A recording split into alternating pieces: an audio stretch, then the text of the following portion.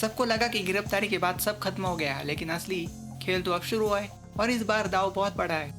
शुरुआत होती है कड़वे सच से। राघव बताता है गिनी को, तुम्हारे अरेस्ट के बाद अंजलि ने अभय को सबके सामने ठुकरा दिया। अभय ने उसके लिए इतना बड़ा गेम खेला, लेकिन उसने क्या किया, उसे अपमानित कर दिया। गिनी हैरान, क्या सच में शादी नहीं हुई?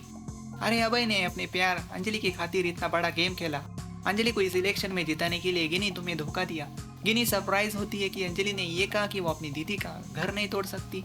राघव कहते ही इसकी सजा उसे भुगतनी पड़ेगी। अभय मेरा बेटा है। अमन के जाने के बाद अभय ही मेरा सब कुछ है। मैं उस अंजलि को नहीं छोड़ूंगा, नहीं छोड़ूंगा मैं उसे।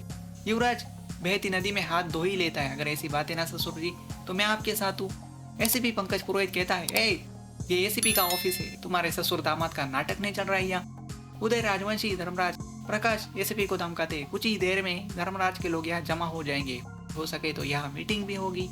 एसीपी उन पापियों से ना डर कर उन्हें जेल में डालने के लिए ऑर्डर देता है।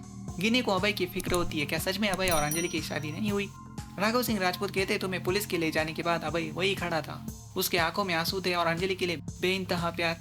अभय पुलिस थाने में आकर अपने पापा से कहता है, मैं अंजलि को नहीं छोड़ूंगा। आखिरकार उसने मेरा इस्तेमाल करके मुझे रिजेक्ट कर दिया। गिनी अभय से एक मौका मांगती है, उससे ज्यादा प्यार अभय से कोई नहीं कर सकता। राघव सिंह राजपूत गिनी को एक मौका देते हैं, तुम ही अभय की पत्नी और राजपूत खानदान की बहू रहोगी।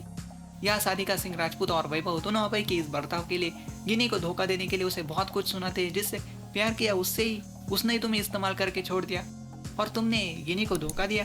राघव सिंह राजपूत अंजलि पर बहुत गुस्सा हो जाते हैं। वो कहते हैं, तुमने अभय के साथ ऐसा नहीं करना चाहिए था, तुम कभी खुश नहीं रह पाओगी। उसे शराब देते। अगले एपिसोड में मल्हार दीक्षित शालिनी के पिता एडवोकेट अंजलि से कहते, तुम्हें कबीर का केस लड़ना है। मल्हार दीक्षित जानता है कि एडवोकेट नंदिनी को जवाब एडवोकेट अंजलि ही दे सकती है, पर मल्हार दीक्षित असली बात छुपाते। जब अंजलि और शालिनी पर गुंडे अटैक करते हैं, दोनों डिफेंड मोड एक्टिवेट करती है। क्या होगा आगे, कैसे एडवोकेट अंजलि शालिनी को ये केस जिताती है, देखते।